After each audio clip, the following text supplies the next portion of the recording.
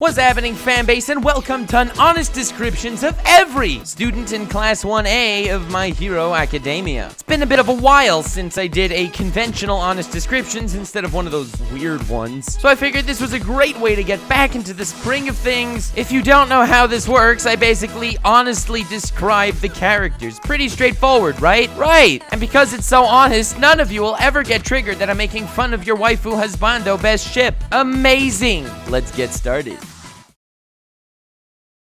First seat, Yuga Aoyama. Yes, I'm starting with him because he is seat number 1. I have to explain this to you because otherwise you'd probably think I'm starting with the most badass character of the entire class, being that, yeah, I don't see almost anyone nearly as badass as Aoyama. I mean, let's look at the stats here. When the villains attacked the training camp, you may not remember this, but the only, and I mean only, hero in the entire camp that was purely a positive influence was my boy Yuga. That's right. Everyone else was protecting Bakugo.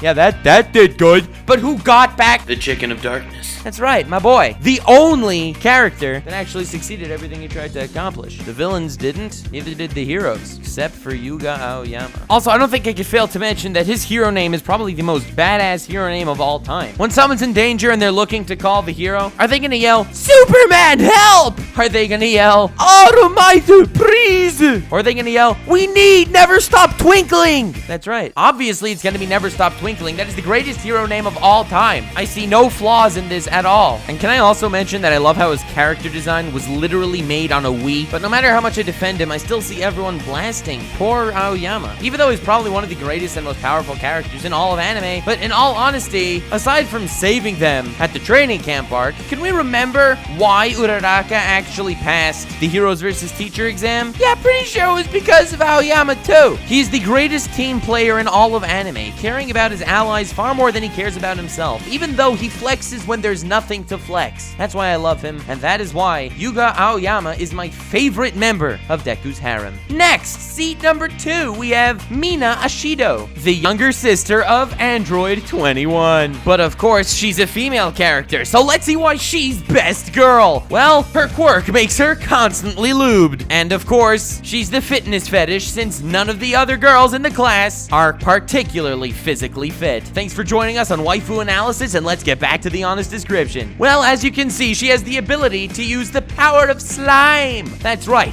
The ability that makes her automatically not a main character, since the only time Slime's a main character is in a hentai. And yes, she is the main character of a few of those, but not the main character of the main story. In the main story, however, her slime has completely different abilities. Like, for example, it could melt stuff, and it could make her ice skate on slime, where even according to physics, if it's the most slippery substance on the face of the planet, kinda shouldn't be faster than running. But you know what? Running would be less cool and more conventional, so I'll give it to you. Seat number 3, Tsuyu Asui, best girl. And now let's analyze why. Well, as we know, her quirk makes her go into orgasm mode to pull things out of her stomach. Also, being part frog, her default sitting or standing position is with spread legs. She also has an extremely nimble long tongue. Yeah, I see nothing either. I don't know what I was trying to get at, trying to analyze shiz. No, don't see anything. She's just an extremely flexible frog girl that's kind of dumb looking, even though she's got that one roast that'll ruin your entire life and talks without giving a single fuck. Seat number 4, Tania Eda. That's right, it's the Sonic of the universe, who apparently really liked Takami Ga Kill because he based his hero suit purely off the armor of the main character. And Eda taught me many things about my entire daily life. Like, for example, how to really be a hypocrite. If you want to do something wrong, like something really wrong that'll result in people dying and stuff, make sure you yell at other people not to do little things. So since they're so sure you're not going to do anything stupid, when you do said thing stupid, they won't even notice. Oh man, that is just so smart. Also, another important thing, if you want to really order people around and make sure people understand how you feel, you just need to karate chop the air while you're talking. You know, it helps a lot, trust me. I got into discussion with my boss the other day, and I just figured while talking to him, I would karate chop the air the whole time. Worked like a charm. Seat number 5, Ochako Uraraka. That's right, her quirk is very similar to her mindset. You see, she's an airhead. Yeah, ditziest character on the face of the planet. If you would like to try to accumulate all of her personality traits, you will find that liking Deku is her only one. Yes, I say this slightly as a negative because the entire fanbase seems to love her. Yes, it's probably because she looks a lot like a minion. But when you come to the crux of the matter, that's exactly why she's best girl. Best girl. Please. She's like a minion. She's cute. She's ditzy. She likes the main character. You could ship her with Bakugo because this is My Hero Academia. Everyone fucks everyone. Especially Bakugo somehow. And of course, let's not forget her legendary hugging meme. Do you remember in the training thing where the two heroes had to face off against two heroes role-playing villains? And Ochako hugged the bomb like that? That's right, it became a meme! And now she hugs everything!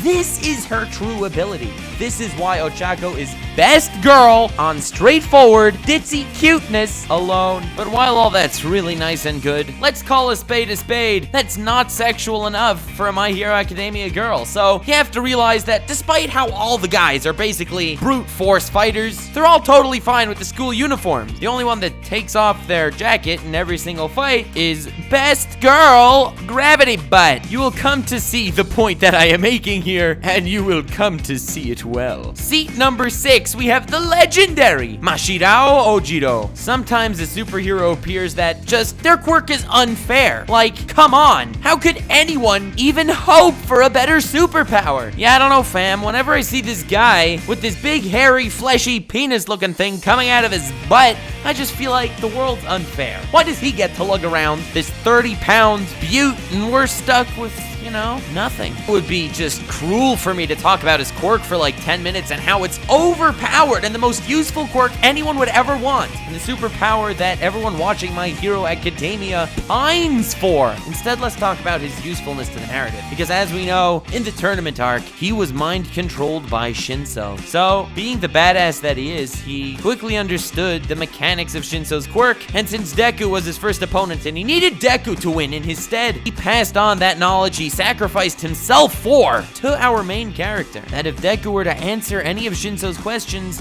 he would be under an unbreakable mind control. So, yes, he contributed a heck of a lot. I mean, without him, Deku would have been mind controlled and would have had no chance of beating him, right? I mean, once someone's mind controlled, it's not like they can get out of it in any way, right?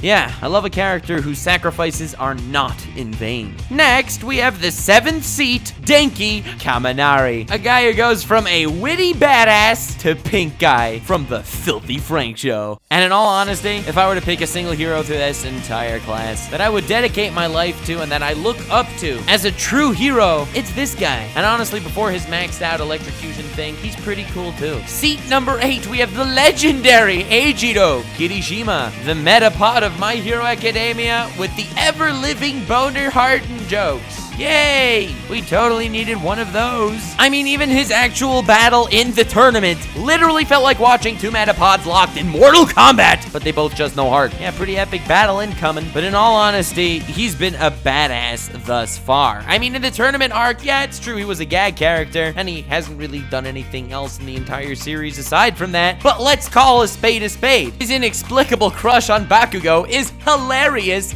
and honestly, my favorite part of Bakugo's character. Even though everyone else in the class probably thinks Kirishima is completely insane. I mean, I know it's outdated, but that relationship is literally the physical representation of this meme. Oh, and if I also mentioned he's JoJo reference number 1, just figured I'd say that. Seat number 9, Koji Koda, the handsomest devil in the entire class, with the legendary ability to talk to living creatures. Yeah, so Koda doesn't talk. This may seem like a bit of a contradiction to his actual power, and if you think that way, you're right, it is. But if you don't think that's enough of a contradiction, the fact that he doesn't talk and his ability is literally talking, he's also scared of bugs, which is pretty much half the animals on the planet. Everyone makes fun of my boy Mineta. How did he pass the entrance exam? Well, honestly, there are ways he could have actually done it with his quirk, while this guy's an anomaly. He's also very handsome. Have I mentioned he's handsome? Seat number 10, we have Rikido Sato. Hero name, Captain Diabetes.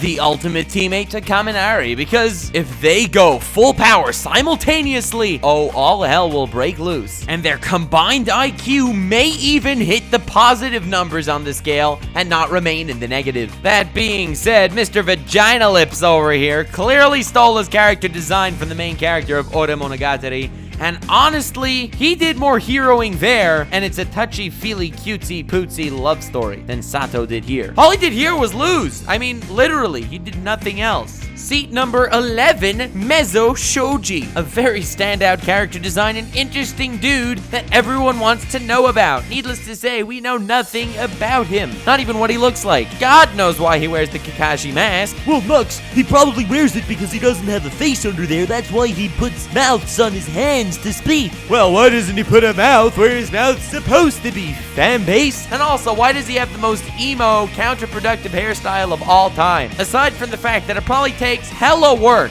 to get a right angle out of your hair, I can only imagine it may slightly reduce visibility. Well, Nux, he could put eyeballs on his head. Well, why doesn't he use his eyeballs on his face like everyone else in the goddamn show? Works well for me. Anyway, it's good to have him. We needed someone in the class for the tentacle rape dojins. Seat number 12, Kiyoka Jido Earphone Jack. The Hero Academia character who has the worst barber in all of anime. Look at those bangs. She also is the only not sexualized at all female in the entire series. Just compare to the females in her class just on their eyes alone. Ochako has minion eyes that take up half her face. Tsuyu has these wide, cute frog-eye things. Mina's look different at least. Toru, you can lose yourself in those eyes. And Yao Momo's show intelligence and are freaking elegant. Jiro's don't. Jiro's the only really not sexualized female in the entire class. No slime, no ditziness, no blushing moments, not a tsundere, is actually visible, no big boobs, no big ass, and she has a quirk that actually doesn't get more powerful by removing her clothes. And to be completely honest, I'm not insulting her because she's the best girl. Best girl. I have an upstanding rule with honest descriptions that I have the right to one description per episode. I'm allowed to not do it. I've made this in the past. This is not a new thing just to get out of it. Maybe. Moving on to seat number 13, the legendary Hanta Sero with the extremely original superhero uniform. Yes, it's the old bargain basement scotch tape holder thingies that he's wearing on his head with those spikes to tear off the scotch tape. The obvious reason why this guy will never amount to anything is because he uses scotch tape, not duct tape. If it would be duct tape, this guy would be one of the most powerful heroes of all time, probably second to Or Jeans. I mean, all denim does have something on him, you know, with his quirk, pants for all, but if Seto would actually have duct tape, he may stand a chance. Unfortunately, he takes after his name. You know, Seto, that moved from Bleach with insane potential for being this massive cannon laser blast, but it didn't actually do anything. Just like Seto from My Hero Academia. Maybe he'll evolve. End up using duct tape, that would be great. But meanwhile, he's using the flimsiest material in all mankind that can't stick anything together. Guess, when's the last time scotch tape did any good for you? Not to mention that I feel bad for this guy. Longest teeth in all of anime. But that's not why. He's a slightly lame dude. The reason why is because he's done two things so far in the series. He faced off one-on-one against Todoroki, which he thought he had a chance.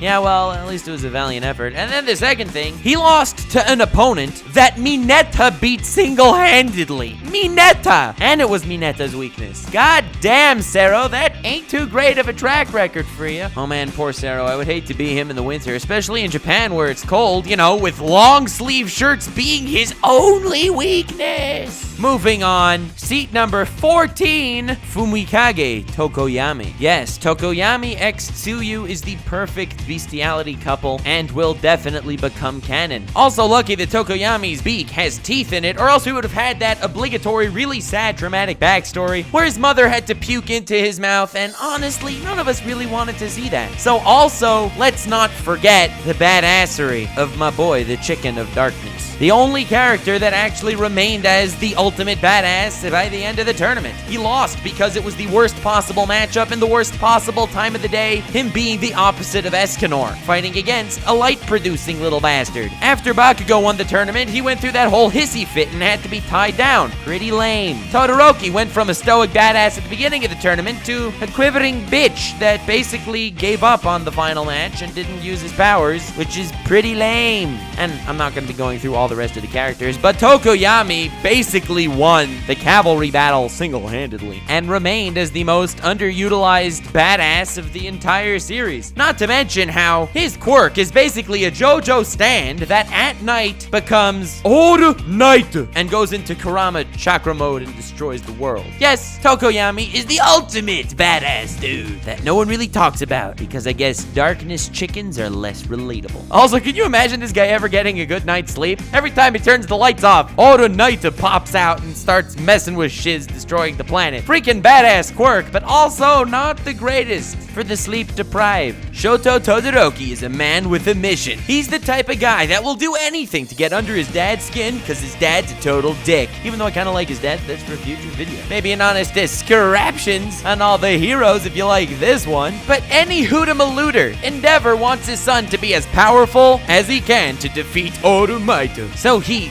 breeds with Elsa to create Todoroki, a guy who can spit fire and ice. So Todoroki, to get back at his father, still wants to become the strongest hero, still wants to beat All Might, still wants to do everything his father wants to do. He just wants to do it with one hand tied behind his back. Personally, if my dad would have done that and I wanted to get back at him, I would have not become a hero. I don't know. I think that's a way simpler solution to the problem. You know, not compete in the tournament, not go to UA. Damn, all these things sound so damn swell, don't they? Or then again, maybe Todoroki's just a total evil genius guy and he wants to totally mind fuchel his father and be like, yeah, I'll compete in the tournament. Yeah, I'll do this, but not with your help. And even though I'm kind of doing what you want me to do, I'm not really doing what you want me to do. Then he gets into a fight with Deku, who has the ability of main character, and activates Talk no Jutsu. Yours. Hey, Todoroki, your fire power is not your dad's. It's actually yours. And then Todoroki's like, what the hell have I been told all these years? I never thought of that. Mind blown.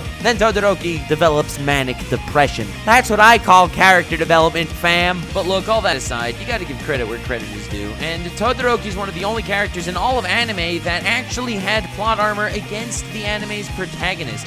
Usually the protagonist has the plot armor, and we will get to that in my honest description on Deku. However, Deku's flick was powerful enough to blow Todoroki away and disintegrate a glacier being hurled towards him. But then he punches Todoroki in the balls, and Todoroki's like, ugh, and gets back up. That's what I call plot armor. But he's evolved since then. He's a completely different person. As we know during the Stain fight, now that he's gone through his epic character arc, he can no longer do those epic icicle things like he did against Seto, because something like that would have taken up the width and breadth of the entire alley, and it would have been undodgeable. It would have beaten Stain. We can't do that because of plot stuff, so he lost his plot armor abilities, as you can see. However, he retains plot convenience abilities, because despite all the massive blowtorch, flamethrower explosions he's making in that alley, none of the buildings catch fire. Same with the training in the training camp. No matter how big the flames, no trees will catch fire. Wait, could it actually be that fire doesn't burn in anime? What? When have we heard that one before? Yeah, despite all the additional fire attacks he now uses, somehow his ice attacks are less effective and his fire has yet to burn anything. Are you sure about that? Conventional fire sucks in anime. I mean, look at Naruto, Bleach, One Piece, Fairy Tail. Every single one of those shows has a lot of people that use fire in it. None of that fire ever burns anything. Pretty sad, eh? Seat number 16, Toru Hagakure, the girl with the extremely useful quirk of becoming invisible, but the extremely terrible drawback of not being able to turn that off. But of course, there is a secret motive behind that. Now everything is left to the imagination, and the imagination takes control, because as we know, her powers are best used when she's not wearing any clothing, and somehow the most hentai of almost any character ever is of her, and she's invisible. There's a whole genre of invisible hentai now. Isn't this incredible? This is why I love My Hero Academia. No, making it a female character that's the one that needs to get naked to use her powers properly, total coincidence. And of course, somehow, she had the most body pillows sold of her of any character in My Hero Academia. But all in all, Hero Aka, I definitely applaud you. Many shonen series try to get one girl per fetish, but not many are brave enough to create new ones. And to everyone saying, Oh, how did Mineta pass the entrance exam? He could just use sticky balls. hello, this is an invisible girl trying to blow up massive robots. Don't see it happening, fam. The legend in seat number 17, Bakugo Katsuki, everyone's favorite character. So now the thing is,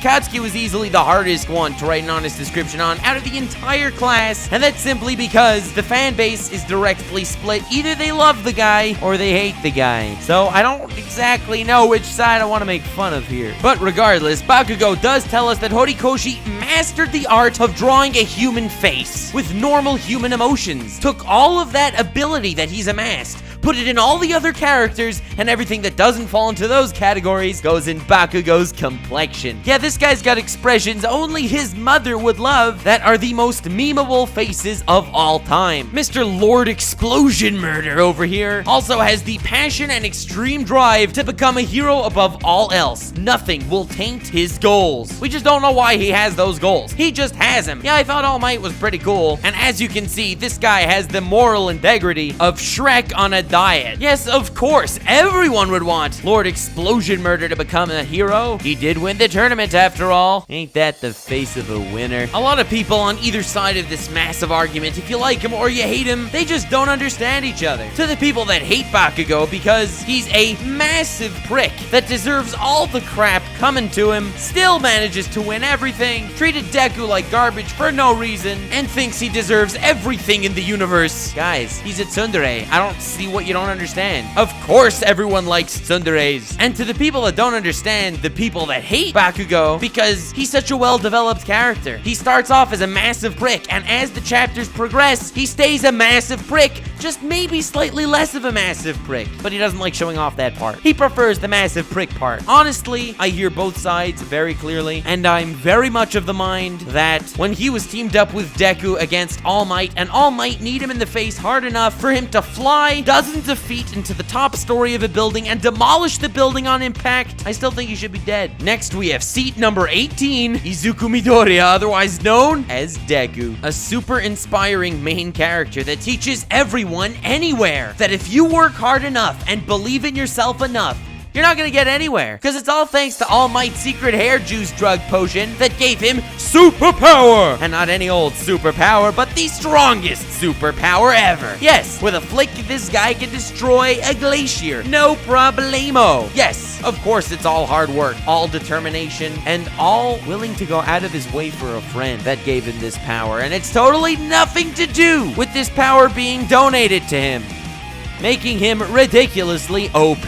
Now, a lot of people hate things about most shonen that the main character won because of plot armor. Well, My Hero Academia has a very different take on that. You see, they gave him such an overpowered quirk, it makes total sense for him to demolish any opponent. So he therefore beats Shinso with plot armor, and he therefore beats Muscular with plot armor, and he therefore fights Todoroki using millions of extra flicks on his already broken fingers thanks to plot armor. Good thing he has the most overpowered ability in anime protagonist history, where he doesn't simply amass the harem, he smashes them. And it's not any old harem, because his harem is every other character in the entire freaking universe. But I've talked about Deku at length in other videos. I'm still planning to do an analysis on the guy. Maybe it's serious, maybe I'll include some epic, hilarious, sarcastic humor. You never know, probably will. But I really don't want to be dwelling on this guy. Seat number 19, the class genius, Minoru Mineta. Yes, some people consider him to be a worn-out joke. Some people consider him to be an annoying character. Let me remind you who the only student in the entirety of My Hero Academia that single-handedly defeated appointed a teacher to the most prestigious hero school in all of the world.